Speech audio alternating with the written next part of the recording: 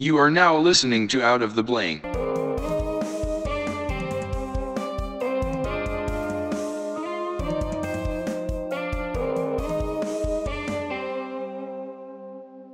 Welcome to another episode of Out of the Blank podcast. I'm here with Rachel Smith. Yeah, thank you for having me. Thank So you. tell me about what do you do professionally? Well, I am the general manager of a small motel here in Ocean City. Um, it's a very small place. I have a staff of about 8 people, and we're pet friendly. So we're kind of one of the big players, if you will, in the pet friendly scene of Ocean City. Is that something you wanted to do for as a passion type deal? Well, I would say that I kind of discovered my passion for being in the hospitality business in high school, the end of high school. I used to want to be an architect. What a change, What right? happened to that? Well, the profession as a whole is a very, I don't want to say antisocial, but it's a more quiet environment, one that's more closed, and your communication with people is very limited.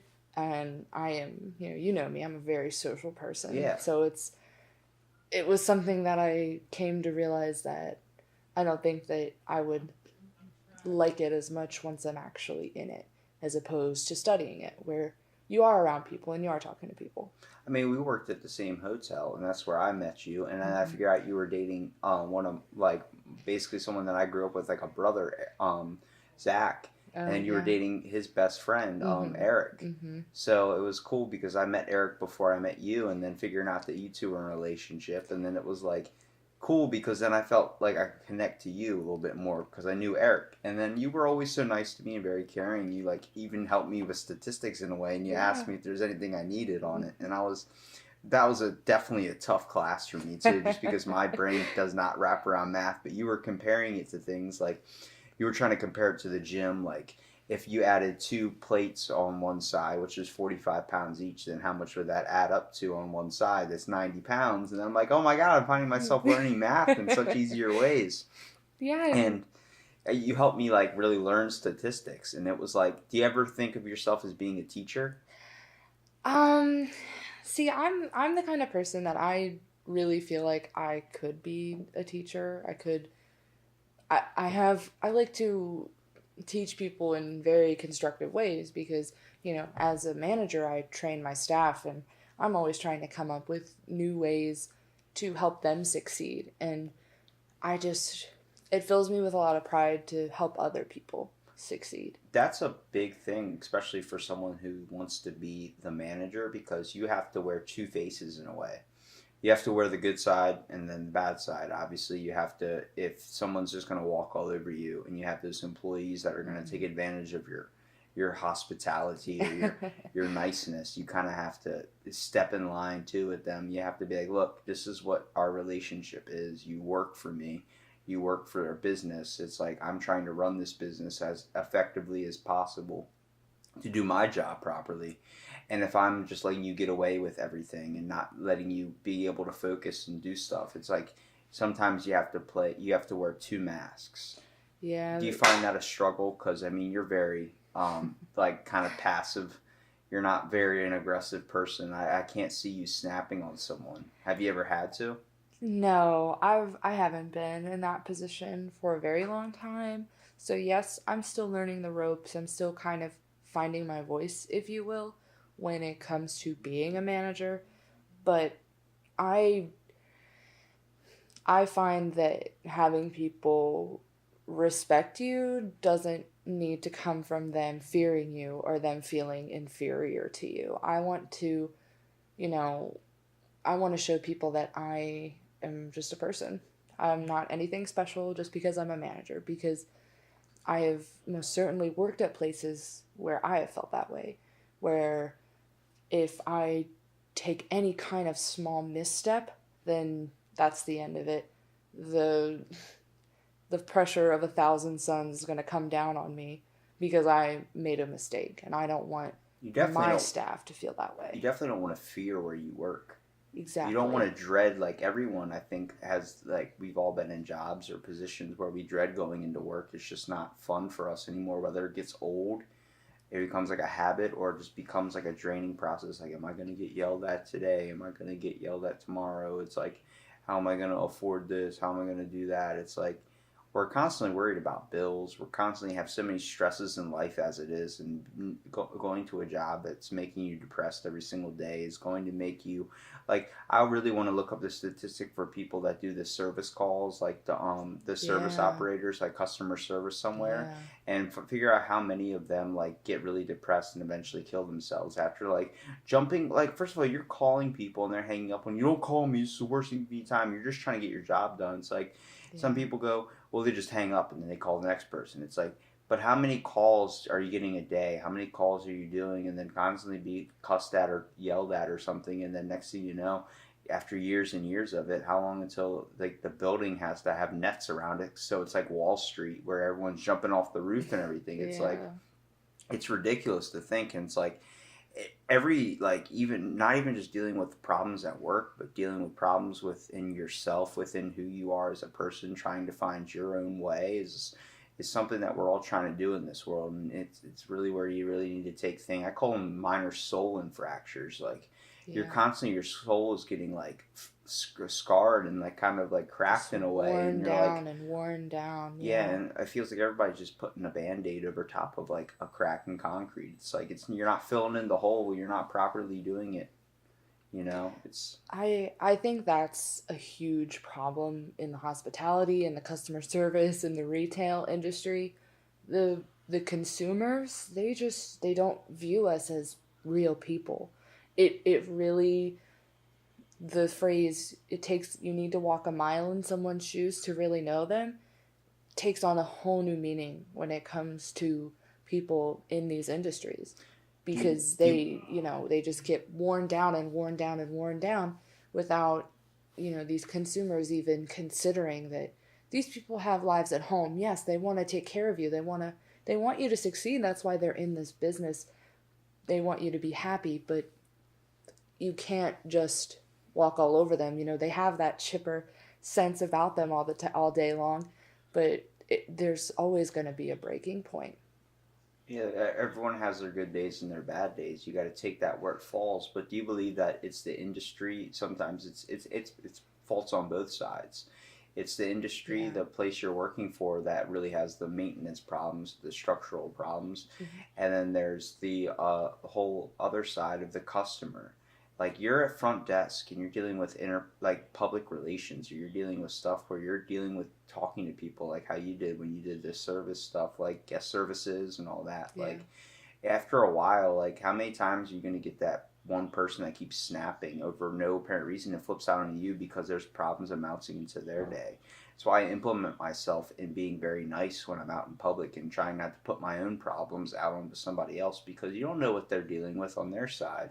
They Yeah. have an emotional thing and they're wearing a disguise. We, as a society, we're a disguised up, dressed up society. Yeah. We're not focused on the true aspects of who we are as people. That's why it's my biggest problem with therapists. It's like, it's a giant problem. I've had too many people say that they're therapists. Like, my podcast is more of a therapy session than Hmm. um, their own actual therapist, because their therapist is just telling them what they want to hear, what they're paying to hear. It's like, nobody's telling you to be real. The one thing about me is I'm going to tell you how it is.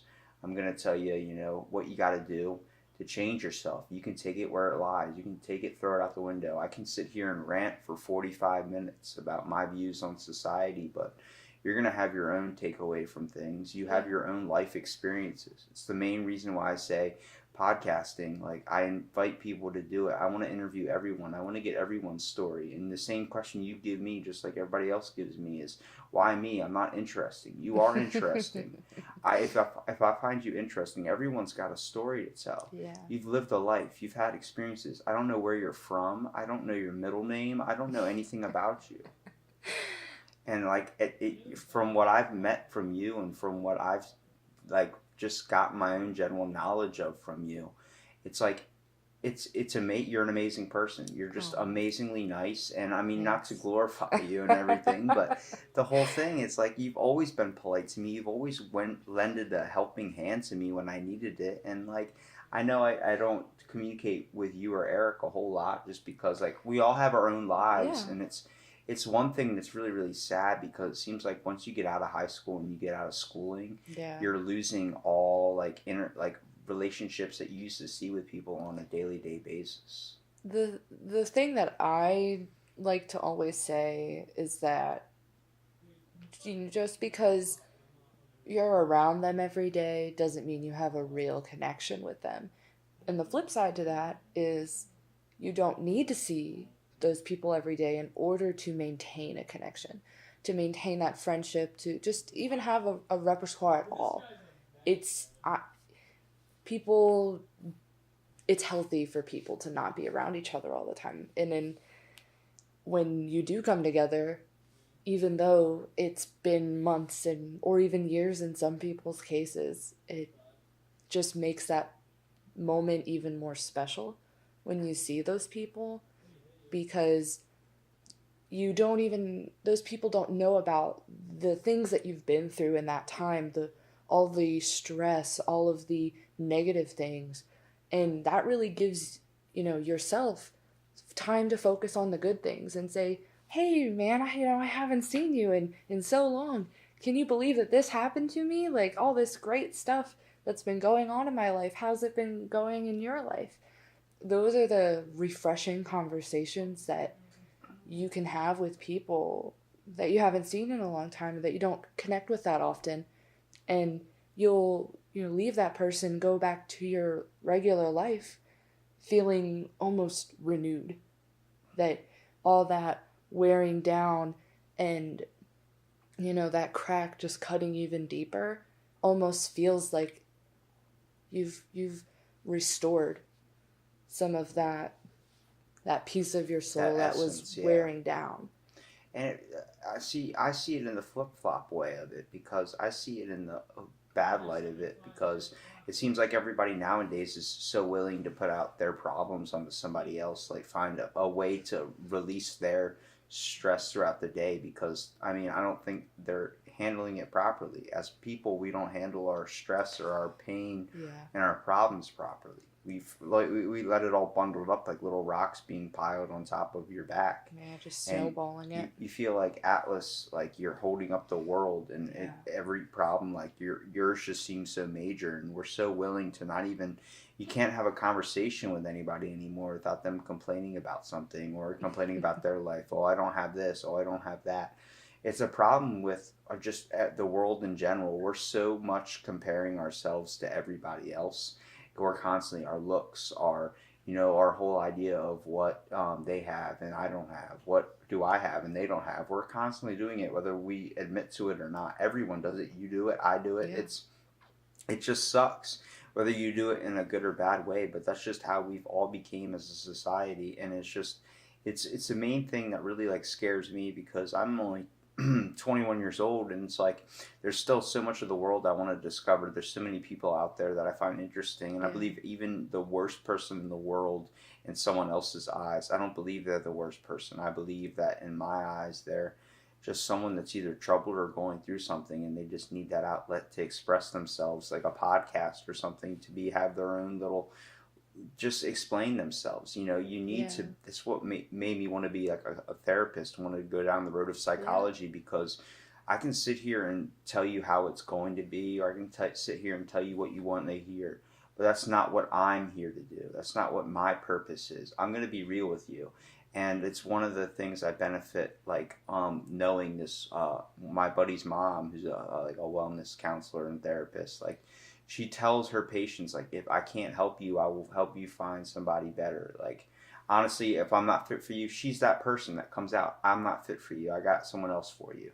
Like, it's not that she's trying to be mean, but Yeah. it's the whole aspect of Helpful. like, I want you to get the help you need. And I don't want to collect your money, and you want me to tell you to do something, and I don't feel comfortable doing it that way. I don't feel like I can benefit you. Then go find your knowledge somewhere else. Find your base. Find who you are as a person. So the main reason why I started this podcast, and the main question I want to ask you is, who are you, Rachel? Like, what do you wish to pursue in life? Do you wish to stay in this hospitality world? Do you wish to stay in the hotel business? Do you want to own your own someday? My number one goal in life is to see everyone else around me have that happiness that, maybe I didn't have, or just, help bring that to people, because I've worked in the service industry for a while now, and I've seen the highs and the lows of it. There's a lot of lows. And those lows seem even lower when you don't have any kind of outlet. So I wouldn't say that I want or have a goal to be in any particular field, but I just want to help people. And whether that means helping them, escape their reality in a Or cheat hotel. another episode on their podcast. Exactly. And I just want to be there for people. And that's something you really gotta appreciate in a person, because nobody is really out there working to help anybody else and benefit. I met very few people in my life their passion in a way is to help somebody. Everyone else is more in selfish desires. We fall that if we had 3 wishes, all 3 wishes would be selfish towards ourselves. We wouldn't really find one to be on to someone else. And it's cool to hear somebody that has a passion, like, I just want to help the world, or I just want to hear the world's story. Like, you're doing it in a different way. Mine might be a little bit selfish of it, but I only make my podcast because I find it fun to hear people's stories, because I have a really good reading level, but I don't like reading books. I just find it tasking. My ADHD can't handle it. But everybody's got their own story. This is the story of Rachel, and it's like, I want to hear it, and it's better if I can talk to you and express myself through words, because I find that I'm already a talker, so I might as well find the outlet that fits my mouth, Yeah. And it's very interesting, because, like, when you're having these conversations with things, you learn stuff about people that is just amazing to find out. Like, a woman I work with at the hotel who's a professional arm wrestling champion, I always use her as an example. Like, you hear that's a childhood job. Yeah. I've met people that were like, oh yeah, I was in war in Vietnam, and like, I'm like, whoa, what? Like, I didn't know this about you. I see you as like Dave who sells fruit at the fruit stand. Like, it's crazy to think that your neighbor or someone's like, oh yeah, I used to be like, the one Haitian woman I work with, she used to own her own restaurant in Haiti. She brings me in Haitian food on Sundays when I help her out. And it's like, I've had goat's neck. I've had multiple things that are just amazingly delicious. I'm like, I've never experienced. I'm enriching my palate. Yeah. And it's like, to really take the blinders off your eyes and then, like, kind of like enjoy life and take the full, like, actual wheel of things, and like be able to experience all, like, deviations. Like, that's where I understand where people like, I want to go travel the world. I want to go visit exotic places. I want to find every little aspect and try and influence myself with all these different experiences as much as possible. And there's going to be bad ones, there's going to be good experiences, but I want to take the journey and try it for myself. And I feel the exact same way. My problem is I don't have the money, I don't have the time to travel. So that's why I just absolutely love where I'm at right now in life. I'm in an industry where I meet people from all around the world. I've met someone from Germany, from France, and I've learned so much about their culture just by talking to one person from that country, from a whole new culture that I have never personally experienced. And it's almost, because I haven't actually been to these places, I couldn't tell you if it's more fulfilling, but it's such a joyous feeling to vicariously live through someone. That's a good one. Yeah. I like that word. But it's like, it's courageous, and it's also a warning, because you're getting a glimpse to what their life and what their events have been. So you're taking experience from someone else, but you got to understand they might have a really good life, and then, like, you're hearing another story from someone down there that's the complete opposite from what you've heard before, and you got to realize You have to experience it yourself. You can live vicariously through them, but the whole aspect, like when you hear news and you make your opinions and you get your justification on something, you don't do the experience, or you don't do the research, or your own general knowledge and developing of information of it yourself. That's true. You're getting a one-sided view, like they always say about politics. My views are just the views of somebody else's, which is true. And we're not very good at trying to discover for ourselves what it means to us. And like I've heard, like just major historical events, major government conspiracies, and it's like you're hearing the one side of things. You have to look at two sides of every single story, whether you want to truly develop your own wealth and knowledge, or you want to take someone's word for something. Like, oh, I took their word. I heard Germany's an amazing place. Who'd you hear that from?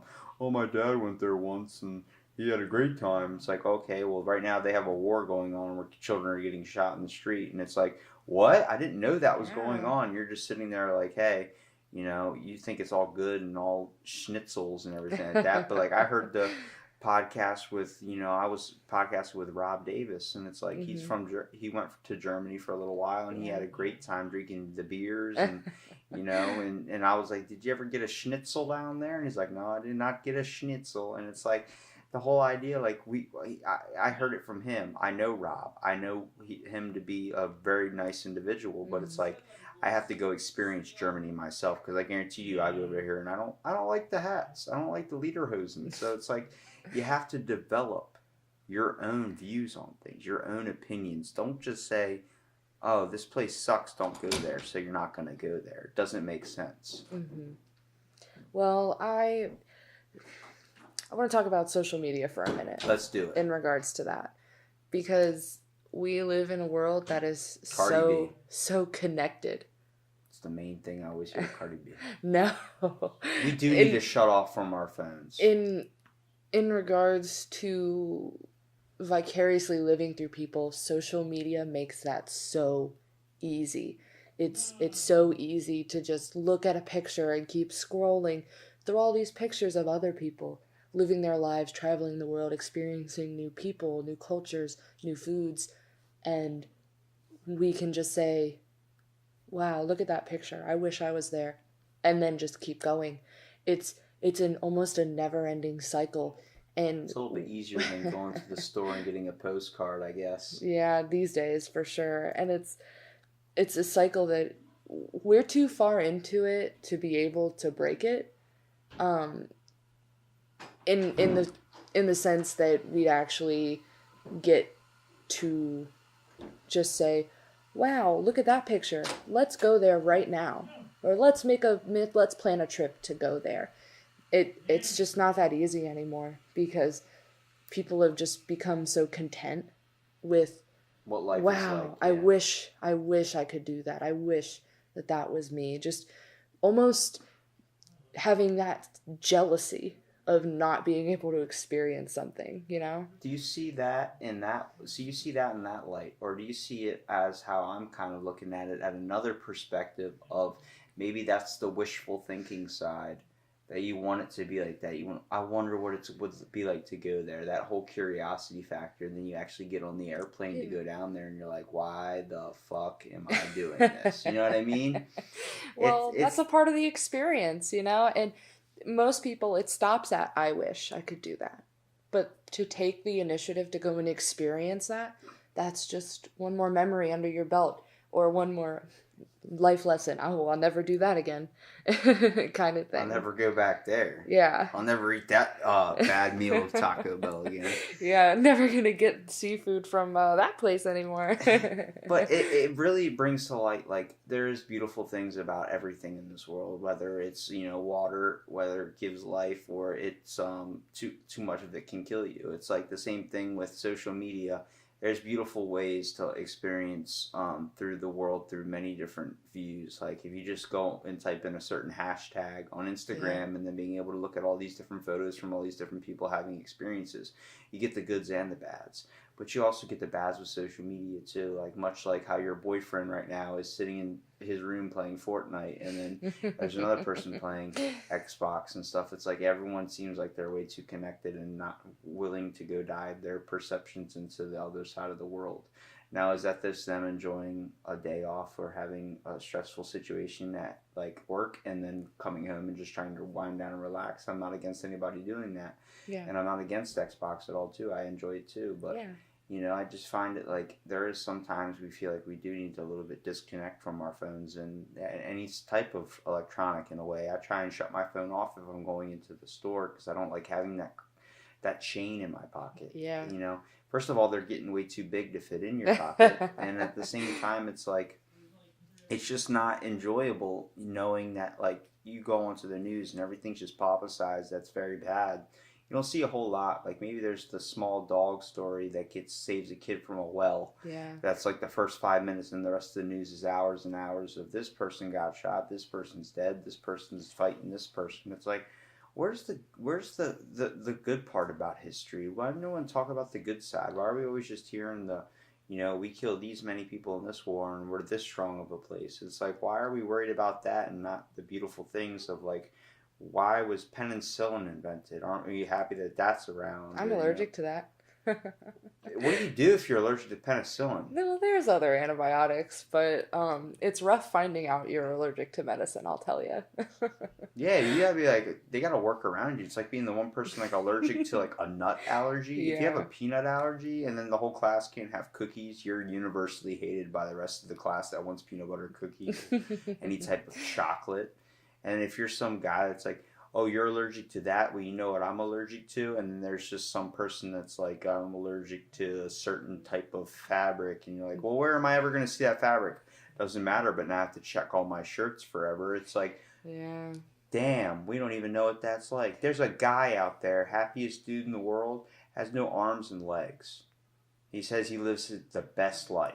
It's all about perspective. And I mean, going back to social media for a second, not to backtrack, but Go ahead. it allows yes, we do focus too much on the bad stuff because that's what gets the most likes, unfortunately. But on the flip side of that, people do connect. You know, we wouldn't know that so many other people have so much in common with us, even if they're halfway across the world. It's a good way to stay connected when you leave school too, or when you don't get to see these people every day. Like if you have a friend that moves to a whole nother maybe side of the globe or side of the thing, it's like you get to stay connected with that person. Oh, he had kids, I'm gonna like his photo, but just don't be that person on Facebook that posts his whole every moment of his kid's life on Facebook. Like every moment of your life has to be on Facebook. Every 5 minutes you're updating your profile picture or updating a certain photo. Like he's doing this now. Oh, now he's doing this. Oh, now he's doing this. It's good to be there for the moments and get them on, tape and everything. Get them on video. Like the moments he first walks, the moments he first, those types of moments. But don't get the whole life on there. We made this for pasta tonight. Oh, he loved it. It's like, nobody cares that much. I mean, you don't need to update your life on social media that much to that point because it seems like you're missing the actual moments. You're not living in the moment. You're more worried about how many likes or views you're going to get on your post. Either that or, you probably have your small group of friends who actually wants to know that information. So why don't you call them up and get together? Instead of posting it for everyone on Earth to see. Yeah, why don't you come hang out with me instead of just stalking my Facebook, waiting for me to post a picture of what I'm eating tonight? Hey, I'm having a bowl of Raisin Bran tomorrow. Stay tuned. It's like, well, okay, it's a little bit ridiculous, and I swear I understand technology is just advancing at an ever so fast rate, but as a society, we're falling into the same mistakes we've always fell into.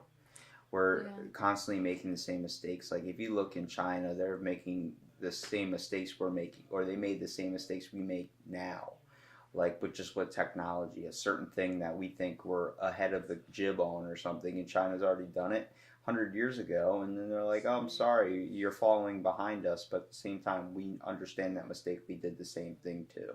Yeah. And we do the same thing. Africa does the same thing, trying to follow us. Like, everyone's trying to progress in some way. We're all reflashing. Everything is getting thrown back into society. So it's not in the near future. I bet we're going to have the bell-bottom dresses again with the giant metal cages and the corsets. It's going to go back to that Queen Victorian type era. Or Western style thing. Personally, I wouldn't mind that. I think that would help with body imagery though, because that's where I really, the one thing I hate and I want to focus on with society is the fact that how we're always constantly looking or trying to attain a perfect look. What's society standards on perfect? Okay, for someone that works out because they have like a body dysmorphia, kind of like myself in a way, like it's very tasking. But the whole idea is our society's views of what perfect and what the perfect body is like a 6-pack, and then like a woman in a size 0 dress, and if you're not a size 0, it's like really brings courage to the idea of the plus size model where they go and like a woman got called fat, a really hot blonde Switzerland woman that was a little bit thick, and she got called fat. She took a picture laying in a bunch of bags of chips, eating these chips. I saw that. And that was a very powerful photo. Yeah. And everyone's still kind of like, there's always going to be those haters out there. Hate us because they ain't us. And it's like, you're always going to have that one negative view out of 100 good ones, or that one good view out of 100 bad ones. People can sit here and say my podcast is shit and I need to stop doing it. Doesn't matter to me. Doesn't mean I'm going to stop, because someone's going to hear your story. Someone's going to hear your thoughts and really like the way you think. And it's like that with everyone. Whether you think you're interesting or not, you have something that's a spark to somebody, and you're a log that needs to be lit or needs to be kindled. And I want to give you that time, and I want to sit here and listen and talk with you. And it's like, you're not just. I'm not trying to be like I need people to do it. It's just like I want you to find yourself to be interesting. I want you to find maybe there's something where you're like. Usually my general feedback on my podcast for someone that's been on is like, that was fun to sit and talk. It's like, when do we actually sit and talk to other people? Yeah, face to face. Yeah, instead of over Xbox or over some type of phone or something. Like, when do we actually sit and have the time, go back to family game night playing Monopoly? You have to incorporate, I know you guys do game night at your house. It's like, you have to incorporate those loving moments. And it sucks because I can sit here and say that and then never do it. And it's like, to take those steps, you have to do the same thing if you're going to change something in your life. You're going to try and find and chase your passion. I'm going to go to school. I'm going to go do this. It's like, but when are you going to do it? Yeah, but eventually. You can apply that to anything. I mean, we almost have this false idea that we are always on the run, always busy, always doing something. And then when we have that free moment, all we want to do is just lay in bed, do nothing, finally breathe, because we feel like we've, been constantly moving and moving and moving. But the truth of it is you're only making yourself feel that way.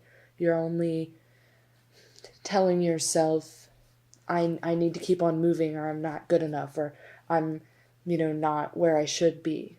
And it's that kind of false idea of a fast-paced lifestyle that really allows people to just stay disconnected from the people they care about, because they just feel like they can't even breathe because they have so much going on. But truthfully, the people that care about you and want to be around you just want to help you breathe. They want to help you relax and enjoy life and not constantly feel like you're at the end of, you're going 11 feet out on a 10-foot leash kind of thing. Yeah, you feel very passionate about this. I can tell by the way you're speaking. And that's a great thing to be passionate about and being open to too, because it seems like as a society we're more focused on being closed off and trying to hide who we truly are, and in ways that might be in your eyes good, but I believe if you're not being your true self, you're not forming into what you truly need to be and being the real person. There's too many things in this world. Yeah. Way too many things, way too many people. You're not going to be able to meet them all. Yeah. But I believe you should dive as much and experience as much as you possibly want to, and as much as you possibly can. It's the same. I can chalk it up to the metaphor of when I'm bringing in groceries in the house. If I don't grab every single bag and bring it in one trip, then it just stays in the car no matter if it's ice cream or not. It's like I will break my arms to carry all these groceries in just so I don't have to make 2 trips. It's like it's like that's how you got to experience life. You got to literally grab as much as you possibly can. 2 trips are for pansies. Yeah, exactly. I love that metaphor. If you the groceries? Yeah, it's true though. You know I love the metaphors. I will break my wrist going and bringing all those groceries in there. My mom's like, "You forgot the milk." I'm like, "It's staying in the car. I'm already in the house. Took the shoes off already. It's too late." Yeah, I mean, look, I have 2 flights of stairs to walk up. You think I want to walk all the way back down, all the way back up? I wouldn't be able to do it. I just start tossing groceries up the porch, like throwing it up, like chalking it up there like a kettlebell. People are going to hear this and be like, oh, two flights of stairs? Oh, please. Oh, Rachel's bringing home the groceries again. You know, it's true, though. I mean, you want to be able to experience everything, but the problem that I have with that metaphor is that you don't need to do it all at once. Don't feel rushed to live your life. Hey, you definitely... Because then you'll end up missing so much and then you'll be, at your finish line 20 years early and look back and say, wow, why did I do that? I missed out on so much that I could have done. And you'll have 10 times more regrets if you constantly feel like you have to take in as much as you can all the time. Because if you take a look at our cell phones, we have that on a daily basis. We take in what I like to call too much information. Yep. And TMI.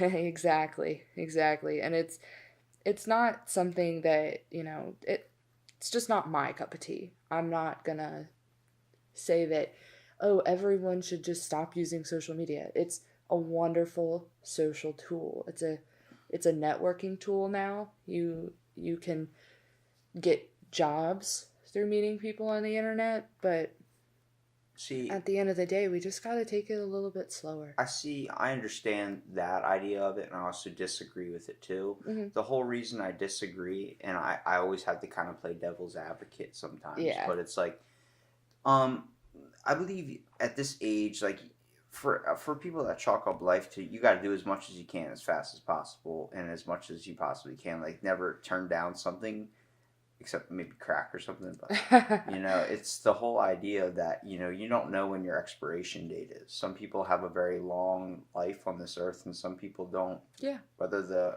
it's health or whether it's just a random event that you chalk it up to whatever it is, an act of God or just a random act. Yeah. It's the whole aspect. Like, I believe that you should try and grab as much as you possibly can, especially when you're young. And then when you get older, be like how my grandma is, where I find that the whole idea of her just being able to slow down and eat one potato chip, salt and vinegar potato chip at a time.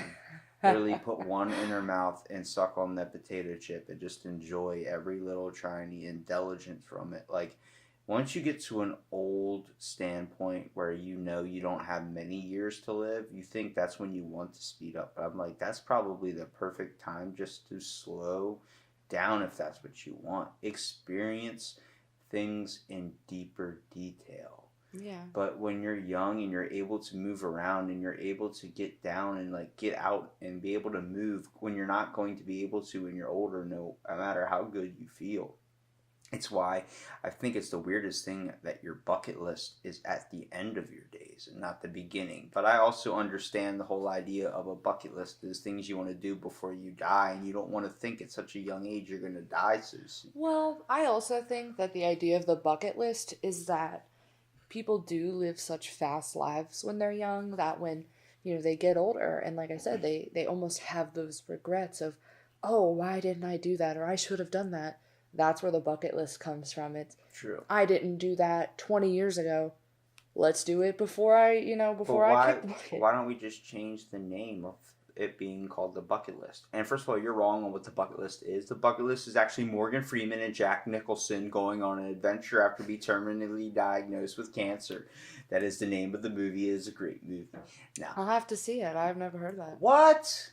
They go climbing Mount Everest. They do a bunch of stuff. Like, it's nuts. As you can probably tell, I'm not super involved in social media. It's not Um, social media. well, that's how you hear about things these days. This movie came out in 2008. Yeah, I'm You are late to the yeah, game. I've never seen an episode of Game of Thrones, and all you have all over your house is Game of Thrones memorabilia stuff. So. Well, you should start watching it. It comes out April 14th. No, thank you. It's totally worth it. I am afraid of the little guy that's on there. Peter Dinklage? No, I like Peter Dinklage. I don't like I don't like. I watched. No, I actually never watched an episode. I saw a trailer or something, and they had like English accents. I'm like, nope. It's like the Wild West. I don't. The whole hats, the giant cowboy hats. 10-gallon hats. Fucking hate it. Just Really? it's like a fantasy aspect to me. I like dragons, but I don't like them in Game of Thrones. You don't knock it till you try it. It's like you're, Avatar. You're sitting there's here just blue talking people about on how the screen. you need to live a fast life and you don't want to turn anything down so you can experience everything. I say that Game of Thrones is worth the Well, in experience. that way, I'm a hypocrite because I don't know what the whole aspect of dire wolves is, and I've heard like a very, very bad introduction of it through a friend's words, and I'm like, okay, this sounds like a terrible show. He goes, no, I'm just explaining it bad, but let me tell you, it's really, really interesting. You'll really get into it. Well, and I actually watched a video of a girl crying about the ending to Game of Thrones after catching up to like where it is now, and like I'm like. People get that into the show. Like, I know people in my house that get like, oh my god, Game of Thrones is. I was like, The Walking Dead was like that for me, and then now it's like, I've stopped watching after like 3 seasons, and I have not catched up, and it's like I hear this stuff going on now. Like, wait, the zombies time traveled? No, it's just set in a different time period. They're running out What? of ideas for that show. I've Every only watched show a few has that. episodes. Every show that's not a Family Guy or type of sitcom like that has an end date. Whether how long you want to ride that into the grave is the same thing you got to think about. You can take the same aspect into your life. Yeah. How far are you going to ride the comfortable zone in your life until you're in your grave? You want to go experience the world. Yes. But the thing about those experiences, I'm the kind of person like I am what you would call an old soul, and I like to really live in the moment and cherish those experiences that I have, because who knows, down the line I might not be able to experience those things, and even if that means that I don't get to travel that often, or I don't go out and experience something every day, that doesn't mean that I'm not feeling like I lived a fulfilled life. For instance, I went to Niagara Falls last winter. Explain to me that, because I wanted to ask you about that. Before I even started my podcast, you guys did that. I was like, when you guys get back, I want a podcast with you about it. So, we drove up to Niagara Falls, 9-hour drive in my little Ford Taurus, Gerald. Gerald's the name of your Taurus? Yeah, Gerald Ford Taurus. You know Ford was an anti-Semitic. He hated Jews. He owned his own newspaper called the Dearest Independent, and he used to publicize Jews for being this cause of the economical problems in the world.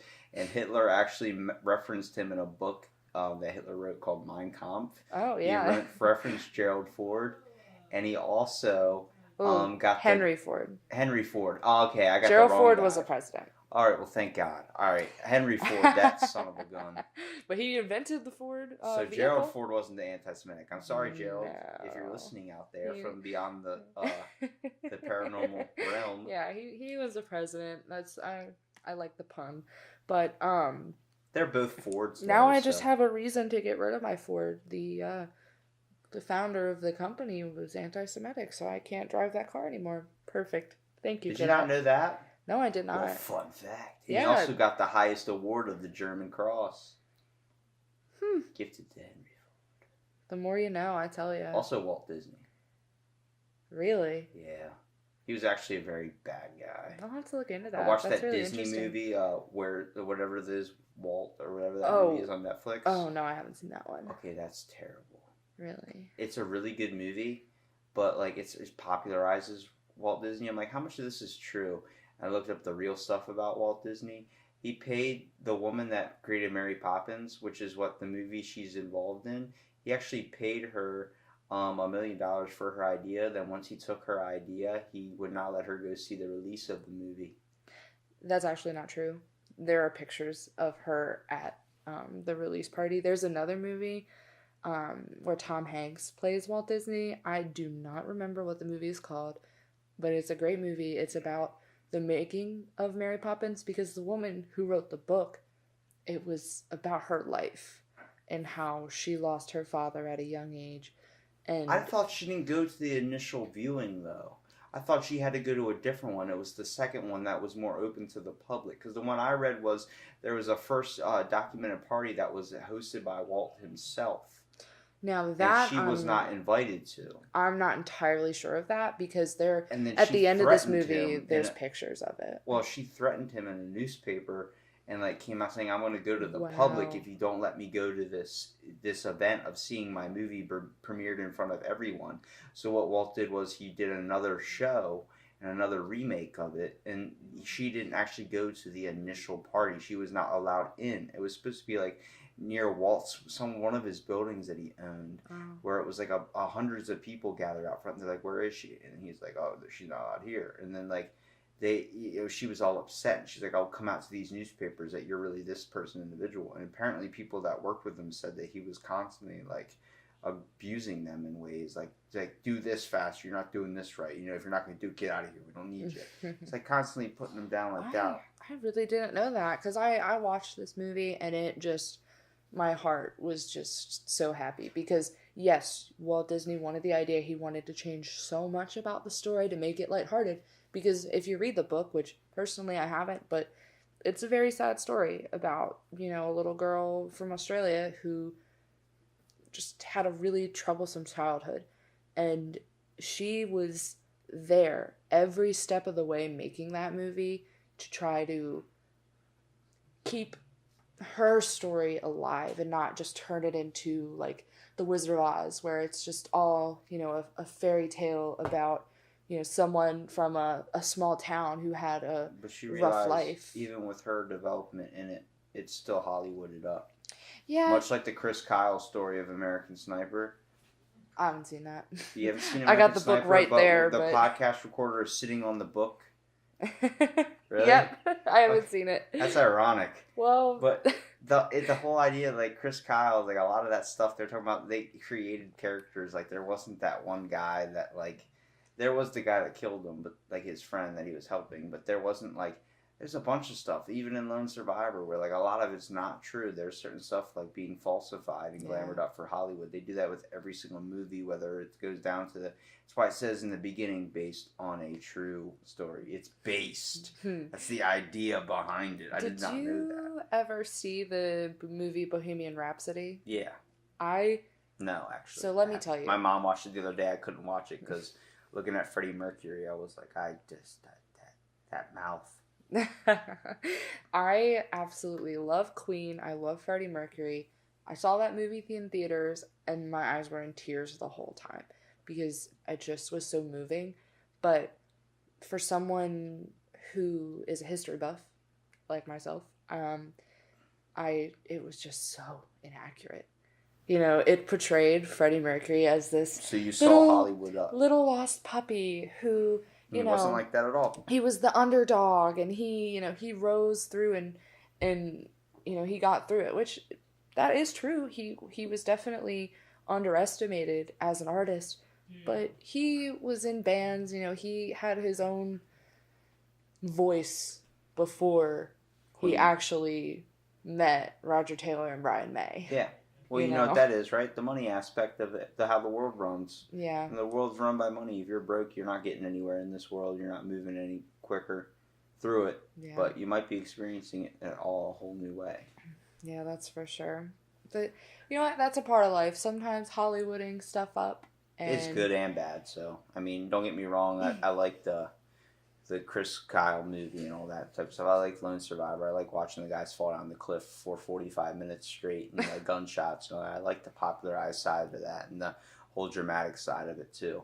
It's it feels like you want to after watching something like that, you really want to go and look up the story for yourself and take what information you can from what actually the events that actually happened or what's stated in our history books, which history books are Hollywooded up too. A lot of the times, like popularized, like, it being a history buff, you must know about Christopher Columbus. Yeah. Like the whole part, we don't even hear the dark side of it because history's written by the winner, and Yes. you're not hearing the other side of the story. That's why I say you have to get both experiences in a way. You can't just hear like our idea of World War is going to be played differently than the German side of it. Yeah. And it's how we all view each other. It's like looking at someone from their culture and looking at someone from one side. Same thing when you get in an argument with someone. Like, you're right, but they know they're right. But what's coming from the outside, it's always good to have another perspective. And that's how therapists are able to treat their clients. Like, you're coming from a whole nother angle, a whole nother target of attack. I used to use this app called BetterHelp. Mm-hmm. Not a sponsor.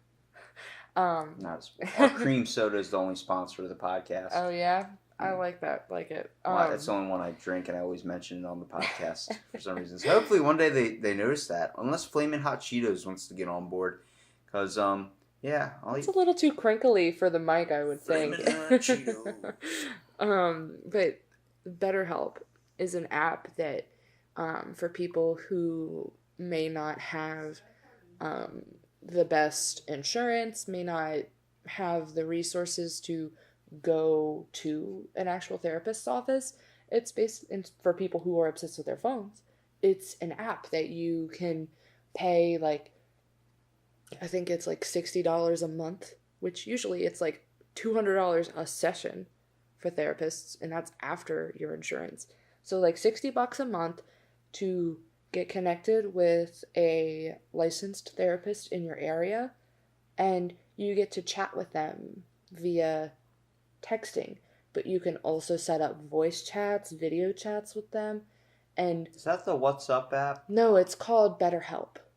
And I used that for a while. Unfortunately, my finances didn't allow it for a while, but I'm started using it again, and it is really helpful because I have a car. I could get my insurance and find someone in this area, but for someone who is constantly working, and I have such a demanding job, and then you have a comfortability factor of being able to do it in your house too. Yeah, Seems like the comfortability zone is like a major thing you want when you're being very sensitized. It's what I try and, when people say my podcast is like therapy, it lets me know that like you were emotional and you got to a point with me where you were very, very comfortable to the point where you felt like the recorder isn't even on. Yeah. And I'm glad that like I have one podcast I'll never ever probably put up, even though he wants me to put up because it's only 30 minutes, but it's really just a beneficial talk with my friend, like trying to get him out of a dark place. And he sent me a very heartful text about it saying like he's had 14 therapists and I'm better than all of them. And I'm like, dude, shut up. And he's like, no, seriously, like the way you put things in perspective really aligned like with me. I'm like, I was just real with you, man. I gave you my thoughts in the world, whether they were twisted or whether they were good at the time. And it's like, I can tell you to go run your life, but unless you are the only one that has the keys to your car, you drive that sucker. Yeah. And the thing about that is people just have this assumption about what therapy is supposed to be. It's not, I sit here and tell you my problems and you tell me how to fix them, because no one else can fix your own problems. You have to do it yourself. Yeah. And having these conversations with people, seeing that not everybody has that same cookie cutter view of the world. Everyone has their own different views and perspectives, and just talking that out with someone is extremely beneficial in finding yourself and finding your own voice. And once you find that voice, you're able to help yourself a little bit more. Primetime example, I sit here and tell you whatever Walt Disney anti-Semitic or something, and then next thing you know, you're telling me that's not true. Mary Poppins was actually, you got a whole nother side of information I have not discovered yet and have not realized yet. And I'll go home and watch that movie again and try and find more things wrong, like right and wrong with it, like trying to find my own little experience out of it. This is something we differ from, but at the same time, it's like who's right or who's wrong. Nobody knows because it's all on our views. It's the same thing with how we look at the world. Is it good or is it bad? It's all in the experience you've had and all the experiences you have faced. So someone that's like, that person's like a wet towel. It's like, that's just because they've experienced that whole life and being a wet towel. I use the same metaphor when I say two people that are exact twins, identical in every single way, placed in two different lives, one good and one bad.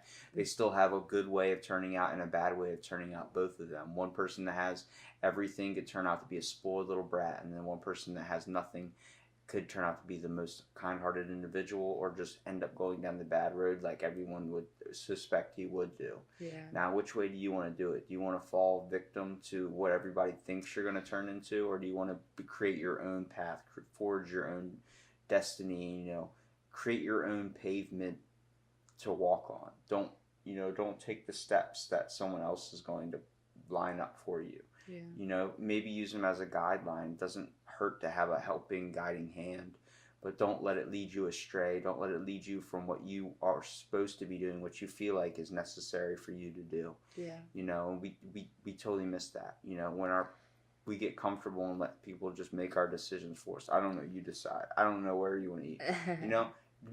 Be decisive and implant your decision. Put in your opinion. Whether you guys do it or not is one thing, but you never want to feel like your voice wasn't heard.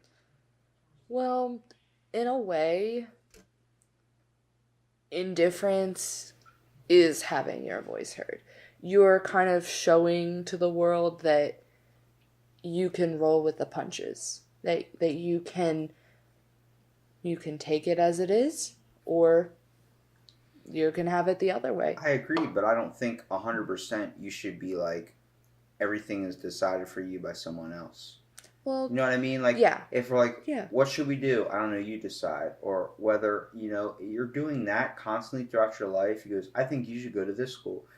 Well, I'm not going to tell you what I actually think, but I might as well go to that school if you think I should go. It's like, you have to make decisions for yourself. Like, it's your life. Someone else is not going to be able to do it, when you're a little kid and you're getting molds and stuff of your feet and your hands and these stone statues or something, those little things that your parents are going to remember. It's like, just understand, like, that's your print. How are you going to leave your print on this world? When you're walking on sand and you're leaving your footprints and they get washed away, are you going to leave something that stays here forever? Or are you going to get something that's just going to be washed away by the tides of society or the tides of just time? We're all going to fade. It's going to happen. We're all have an expiration date. The one thing that's promised to us in this world is death. And that's not a bad way to look at it. That's a look at it as, you got time on this earth. You're here now. Do what you have to do to get what you want done, and do it for you. And as long as my opinion, as long as you're not hurting anybody else in this world, then that's the best thing about life. Yeah, and I 100% agree with you on that. My only thing would be that I don't see an issue with being indifferent to those things, because you can allowing, obviously certain things you want to have your opinion on and most definitely state that opinion, but almost allowing someone else to kind of make your choices in a way is like playing roulette with life, because what school you're going to go to because someone told you, what you're going to eat for dinner tonight because someone else wanted to go there. But, you're kind of gambling with life in a way, like, oh, what experience am I going to get from this? That's a good way to look at it. And I have a buddy that was adopted, and his parents have always planned his life out. Like, he was that he always looked like the teacher's pet, always looked like he had his whole life planned out. He was going to go to college, and now he's called me before, just dealing with major depression. He's been on my podcast, and we've talked about it, where he needs alcohol to open up and be the true emotional side of himself to his family and just the things like that. But now realizing at the age of 22 that he's never really done anything in hopes for himself and done anything to help him. He's always kind of let his parents guide him through life. And it's like, he wakes up to that now. He's like, I'm tired of it. He's pissed off at the world about it. And it's like, don't look at it as them trying to control you, but look at them as a way of like, now you understand what happened, and you understand that you let them take the wheel for so long that you need to figure out, this is my car, I got to drive it my way. I can't have you let this do this. Where people say it's my way or the highway, it's not true. It's your your way. Don't think of it as being the highway. Don't think of it as being the down road that someone took the controls for a little bit. Just realize you're in the full grasp of it now, and you can walk through life knowing that every step you take, every step you make is going to be the road that you want to go down, the road that you want to take, the choices that you wish will follow. Yeah, well, you can take the highway. You can take your car to the highway. You know what I mean? It gets 20 miles to the gallon. Let's do it. I used to be the same exact way, where it's not that my parents would tell me exactly what I'm supposed to do with life, what my goals are going to be, but I definitely had a structure of, boundaries that I had to stay within. And I got, I'm still young, but I've come to realize that those structures weren't necessarily holding me back. They were like a foundation to your sandcastle. It was a foundation, exactly. And I feel like that's the architect reference. Yeah, exactly. That's the problem with some people these days, is that they want to shy away from that foundation. It might be a shoddy foundation, but if you really want to make those changes in your life, you can start from scratch. You can start from scratch. You can go back to your drawing board and draw out your floor plan of life. I like it. Architectural references. What's that? What's the one? Triangle, square, other shapes, protractor. The protractor of life. Find your angle. What angle do you want to go at? Damn, statistics getting involved in this one. That's a good way to think of it. Joe Rogan, one of my favorite comedians, has the best quote, I think. He says, your life is like a sandcastle, and the whole idea that knowing that a sandcastle is going to get washed away, it's going to get crumbled down, but what are you going to do in the time that you have here to build it up and turn it into what you think is beautiful and what it should be? And, that's the big question that unfortunately doesn't get answered until right before that tide comes in. And, that's... Sometimes you're that the fact of guy life. that makes his sandcastle right where the waves are always going to crash every 2 seconds, and you're constantly building it up and watching it get torn down. Yeah, but, that's a kind of a spontaneous lifestyle. That's you saying to the world that you don't need to have this same structure and keep building up the same thing. You wanna keep it fresh, start new, often, because I feel like that way you can experience a lot more in life when you pick up and start anew. That movie with, oh my gosh, I forget what it was called, but the gentleman who graduates college is set to become like some big shot lawyer, and he just sheds himself of all his worldly possessions and hitchhikes to Alaska. Into the Wild. That's what it's called. I have to look up that movie. It's the whole not a Wild the whole soundtrack. Is it? No, it's a live action movie. The whole soundtrack is Eddie Vedder songs, the lead singer of Pearl Jam. It's a very interesting movie. I won't spoil it for you, but the ending might not be as optimistic as I'm being about spontaneity in life. I do think that it's a great thing to be spontaneous. Maybe that wasn't such a good example, but I'm pretty sure once I see the movie, it'll be a great example. Oh, I'll have to hold you to that. It's the whole, it's where I like about how someone can find, like, I find inspiration looking at art now more than I've ever seen art before. You have the California Redwoods, Larry Elfert. Is that how you say it? Elfert? Eifert, I believe. Eifert? Well, it's an I, okay. I didn't see it that far. I would probably fail a vision test. But the whole idea, you're looking at deers, you're looking at trees, you're looking at water, you're looking at all these different things. It's so much to just indulge at once, and you really have to find the aspects of that. Like, who's the artist that created that? Is that like, why did he use those textures? Do you see the colors in the painting? Do you see the greens? Do you see the light green? Do you see the dark green? It's where I go. It really comes down to the idea of visiting an art museum and taking the time to truly look at the art through history and look at how works were created. You do the same thing where we talk about social media being so beneficial. When you look at your phone and you check on Instagram and you see all these photos, just look up old art, look up old history stuff, find the enriching things. I do a spin-off to this podcast. This is called Out of the Blank. Mm-hmm. So it's out of everything. Like we're pulling conversation out of whatever comes to our minds and just how our vibe of our conversation goes. You get it now, right? Like before you were like, it's an interview and like that type of thing. I'm like, no, it's not. It's a conversation. Yeah. And it's like, once you're on it, and it's like, it's cool because you can just free talk and think. And then I find what interests me is what interests somebody else. So, like, if you have a certain type of thing you're interested in, so what are you super interested in?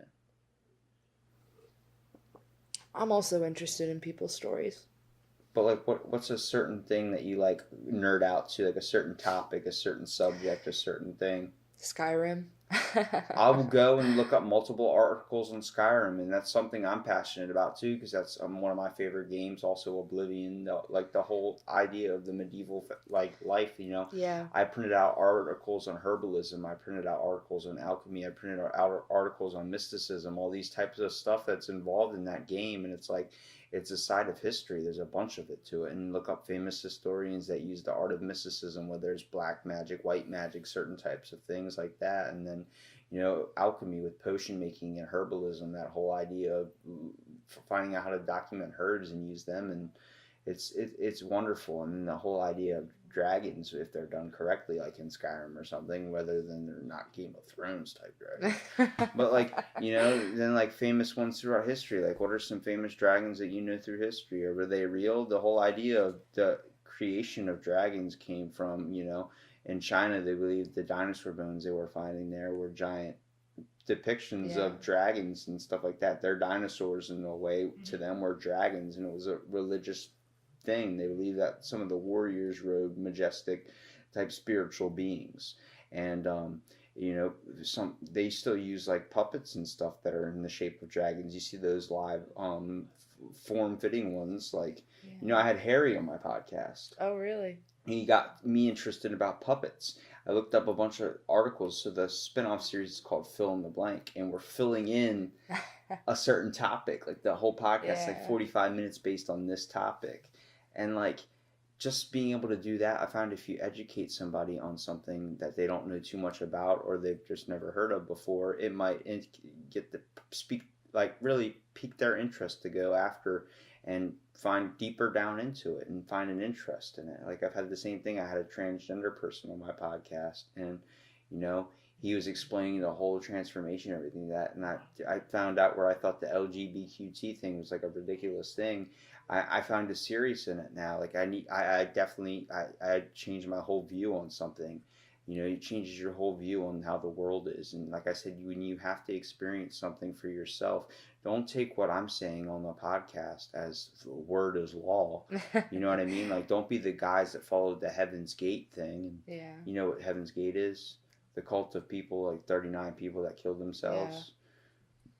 Yeah. It's a whole ridiculous notion, but I'm listening to it, and there's two sides to it. You can see the beauty in it of these people trying to really not stick to any religious views or any types of forms to it, but at the same time you see the ridiculousness of people killing themselves over trying to be next level beings, thinking an alien spaceship's going to take them away. It's all, I guess, how someone delivers the message to you. Yeah,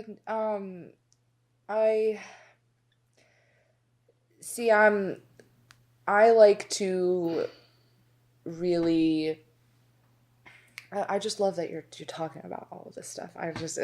It's so much to process, but I love that you're doing this podcast because you really are meeting so many people from different walks of life, and it really opens your mind. Hopefully I don't rant too much. A lot of people say sometimes you let the other person talk. I'm like, I do, but I don't I don't have a time restriction on my podcast. Like it's as long as we want to talk, and if you feel like an hour's enough, which is like a lot of people are like, an hour and a half, like it goes by quick. And they don't even realize it. Like, you don't know how long. How long do you think we've been talking right now? I have no clue. I can tell you right now, we've been talking for an hour and 10 minutes. Wow. So, like, you don't understand how fast it goes by. And, like, I understand it's a late night thing. And I find that, no, it's fine. The whole aspect of, like, having hour-long podcasts might be beneficial. But I don't restrict the time because it's as long as we want to talk. As long as you feel like we've kind of wrapped up everything we kind of can. And then... if we feel like we still left some stuff on the table, we can always do another podcast later down the road. I can have you back on, Yeah.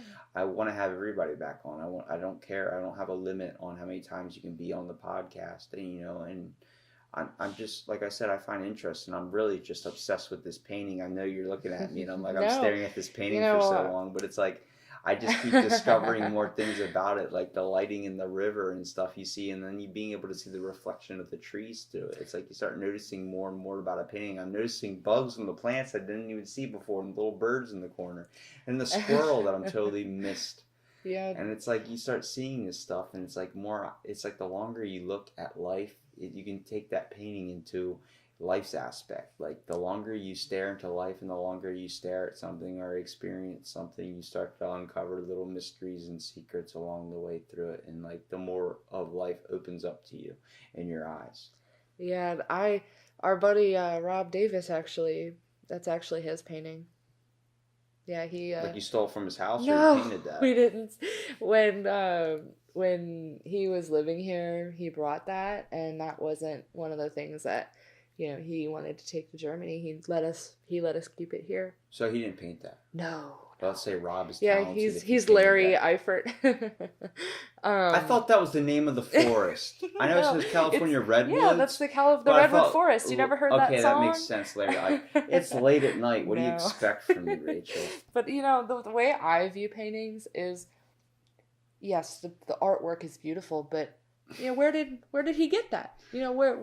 What is the story of that? Where was he sitting? Was he sitting on a log? Was he sitting on a frog? Was there a bump in the tree? Was there a snake in the pea? We don't know. It's like, it comes down to the whole aspect of like, where people talk about reaching, like, people say it's an epiphany. I call it a transcendental moment, where you find a moment of clarity where this is what life is about. Where do you stumble that upon? Where does it end up being? Where does your good times? Where's your happy place? What is the one memory you can reflect on that can get you through a hard day, Rachel? I can tell you mine right now. In the middle of summer, sitting in my house during summertime. I already said middle of summer, but the whole aspect of the sun was coming up, and I saw the orange glow of the sun through my windows in the family room downstairs, and then seeing the little specks of dust looking like angels dancing in the windowsill when I was like 14, 15 years old. And it's like being able to not want to get up from that couch because I slept on it the whole summer, and just like being like, that's that kind of feeling in the air too. Like it was just like, it was not super hot, not super cold, but it was just warm. Like you knew it's summer. And it's that whole aspect. Like I think of that some days when I have a rough day and I'm like, damn. And you have it multiple times in your life. You don't just experience it once. And to know that we have these moments where like even a certain smell links us back to a certain point. What's that moment for you? For me, when I was about 13 years old, I want to say, my best friend in the whole world, Jessie, she basically was living at my house that summer. We were out of school. That was when Minecraft started to become very popular. Oh yeah. We would pull you all-nighters. Architect nerd, I know that was seriously. Your game. Yeah. We would pull all-nighters playing that game, and in the middle of the night, sorry Dad, we would sneak out and go, just walk around the neighborhood with our little posse of neighborhood kids. And I look back on that whole summer, basically. We would do that almost every night, and it was an experience. And just walk around and hang out. It's so relaxing to walk around. I lived in a very small town. It was nothing like Ocean City. It was basically all houses. basically a big development, but it wasn't one of those big fancy developments. No street lights kind of thing. And we would just walk around and just talk. And the sky was so clear. We lived right next to the Potomac River. And it was beautiful to just walk down on the towpath. And looking back on that, it just kind of reassures me that if I could be comfortable with walking around in the dead of night, then I can get through anything along a dark path in the middle of the woods, basically. It's the whole idea of like the way I like to chalk up like the whole podcast is like you don't know what conversations you're having with people if they're not, you remember bits and pieces. I remember we can all think of a best friend or someone that we've had a real connective moment with, whether it was drunk sitting down stairs on a curb at like 2:00 in the morning or something, or whether it's, something you experience at a bonfire really late at night. We've all had those moments where you're always going to remember that conversation with that friend. You always have. You don't know exactly what was said, but you know that, you both hit a sensitivity point where you guys both really connected on this like primal essence of a level. And it's like the same thing you can chalk up to when you realize someone's passions and how open someone can be to you. When someone's open to you, like in a therapist's office or something, and they experience that, why does it have to be a therapy session where that has to divulge from? Why does someone have to be emotionally open in that way? Is it because we're just so afraid of showing our emotions in society? The whole aspect is you should be able to have connective moments with your friends, with everyone. We should be more connected and more open. That's just my whole general takeaway from life in general. And noticing it's just difficult. Yeah. I also feel like just looking back on that in general is really hard because those wonderful moments that you had, you almost miss them. But I want people to really realize in life that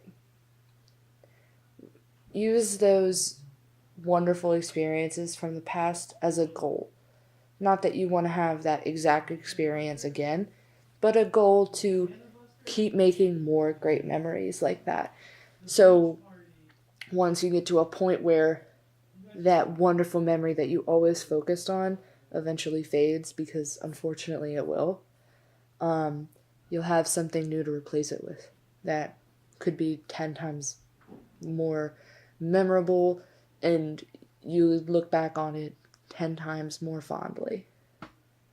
You definitely enjoy the moments like my grandma eating a potato chip at the same time. There's one potato chip and just eating it for like 30 minutes straight. I'm like, how is it even a chip in your mouth anymore? It's just you're tasting nothing now. It's just a wet potato. Don't be the person that shoves a handful of McDonald's fries in your mouth. I learned to enjoy every little bite and every nook and cranny. I'm not a one fry kind of gal, but I still enjoy some. If it's a good fry, McDonald's you fries. only need one at a time. Like a good old potato wedge from Royal Farms, you only need one. First of all, you can only fit one of them suckers in your mouth. I never had Royal Farms before I moved down here.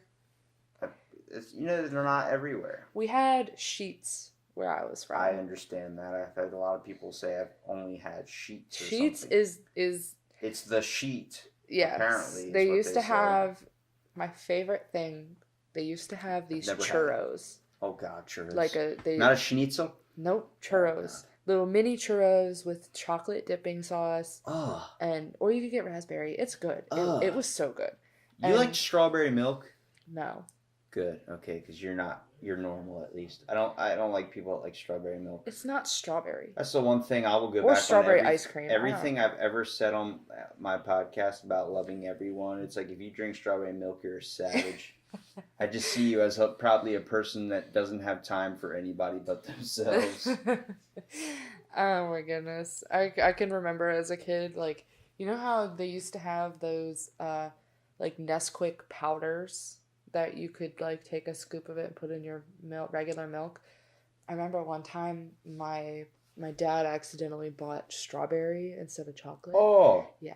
And that's not an accident. That's a purpose vendetta. And it's a death he sentence. was like, I bought it, so you guys just have to drink it. And I remember just that nasty artificial strawberry taste. It literally tasted like I was drinking paint. It was just so It's like gross. cherry medicine. Yeah, well, I like cherry medicine. You're Cherry's my favorite flavor. okay. I mean, I don't really. Medicine doesn't really taste like when it says cherry medicine. It doesn't really taste like cherry medicine. It tastes like medicine mixed with like chloroform. Well, the only you know what chloroform tastes like. I remember smelling it and then a faint blacking out and then waking up in a bathtub of ice, but that's Oh, about it. nice, nice. So And it ice wasn't a bath's good party. for the muscles. Yeah, except when your kidneys are gone. Yeah. Well, Hey, you only need one. I don't think I have any at this point. It's just like a half-eaten baked potato. Oh my goodness. But it's the whole idea, like, when we talk about society bringing stuff back and coming back, like, it always seems like we're kind of making the same mistakes. You know, some dude in China just implemented in his place, like, a bunch of edible straws. It's like we had those when we were kids. The cereal straws, where they would turn in, like, we need to bring those back. That's the real saving the environment. Those were so good. But now they're making also like some like cool water inventions, like the trash can in the ocean that like sucks up those little bags of trash, Yeah. and then also now containers. There's a company that makes edible um like containers for sea animals and stuff. So like they're Yes, I've seen all their that. fabric and everything, like in their plastic rings and everything like that is all a decomposable thing that can feed fish and feed turtles that bite onto it or something. Like if it accident, it's going to end up going somewhere. If it's going to end up in the ocean, you know it's going to end up in the ocean. Why try to reduce where it's going to end up? Why don't you just learn to dissipate it or learn to get rid of it when it becomes the problem?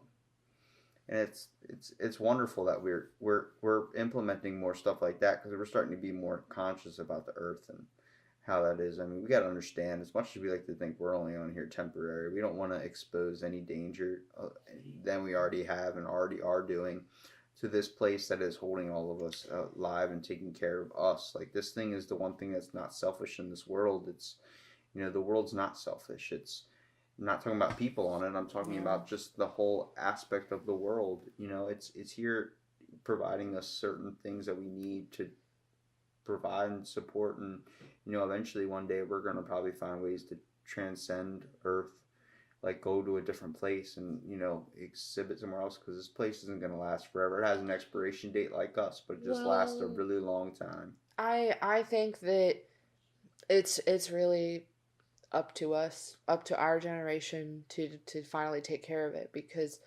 we we've known about the issues that actions we have on earth have harmed the world. We know about them, and we have known about them for a while.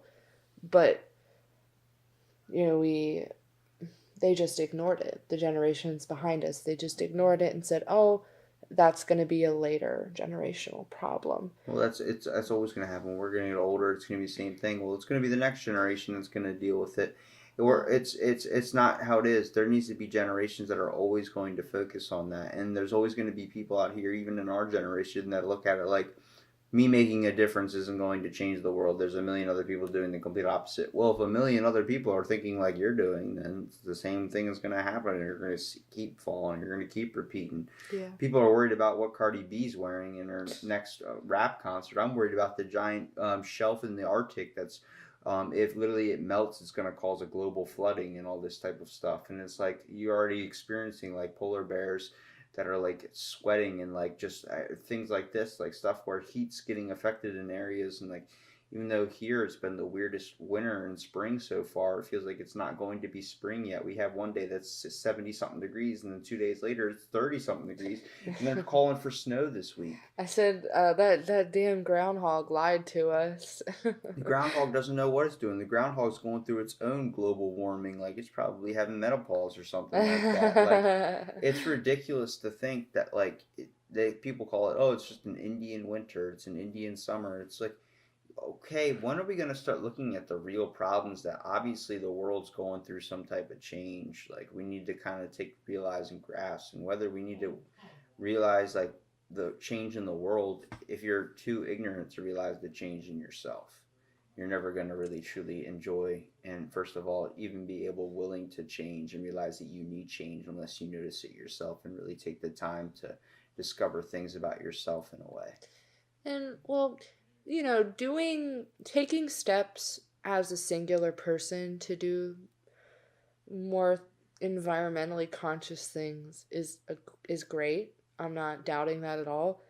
But people are focusing more on what they can do themselves as one singular person, as opposed to all these huge companies who aren't even batting an eyelash at the fact that they're just constantly polluting the earth, whether that be the waters, the air, it's the products that it's producing. Like, yes, one singular person can make a difference if that singular person is multiplied by even one country. They can make a difference. But those big corporations, they're not worried about the environment.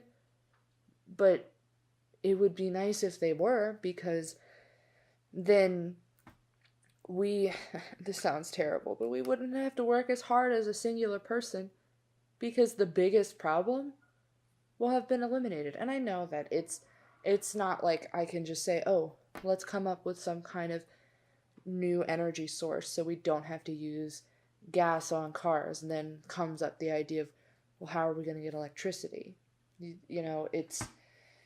It's a constant cycle of solving one problem. It's always going to be a loop of problems. You're always going to have problems. It's but take them one step at a time. Stop worried about so many at once, trying to fix everything at once. Worry about the problem that's right in front of you, the immediate one, before you worry about the one down the road. Yeah. Get there when it comes to it. And you can't, I understand where you can't really look at that's the next generation's problem when it comes to the world, but doing what you can to make sure that you felt like you've done what was right in your generation and your time to do it. That's the best you can do. So, without ending it on the whole idea of Earth being something we all need to spend time in saving, but being able to really truly experience the world and being able to take care of it, because as much as it's trying to offer information about itself to us and being able to open up our aspects to everyone's life and everyone's creative passions and everything, we have to understand that it's like owning a book. Are you going to take care of it and always put it back on the shelf? Or are you going to sit there and start putting your drinks on top of it and letting the stuff, leave watermarks into the pages, spill drinks on it and not care about it? Take care of your car as much as you want, as much as you possibly can. And the metaphor for car is your life.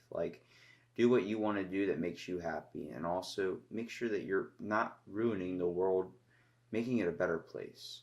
Yeah. Doing what your part is, whether it's just being nice to somebody and treating humanity in a better way. That person could react better, not throw the litter out their window. If you're going to think about the environmental factor of it, look at sides from all things. Are they going to, because you were nice to them, are they going to change their political views? Hey, take it where you want to take it stand and make your own justification on the world and truly experience it in your own way.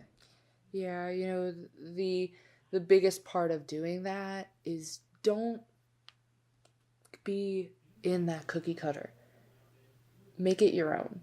Because if you don't make it your own, you're not going to be able to experience what you want to in life. I like that metaphor. Because just because a small group of people fit into that cookie cutter doesn't mean that you have to, doesn't mean that you will, and doesn't mean that you should. It's very true. That's a very good metaphor, and that's a great way to wrap up the podcast. But I have to admit, if I want to be a gingerbread cookie, I want the gingerbread cookie cutter. Hey, you can have the ninja gingerbread cookie cutter. What? Yeah. That's dope. See, making it your own. Yeah. I like that. That's a thing. Well, thank you for being on the podcast, Rachel, and finally doing it, by the way. Thanks for having me. Hopefully it wasn't super tasking, and I was a little bit logical in a sense. I had a lot of fun. Thanks for having me. I appreciate it. No problem. We'll get you on again soon. Perfect.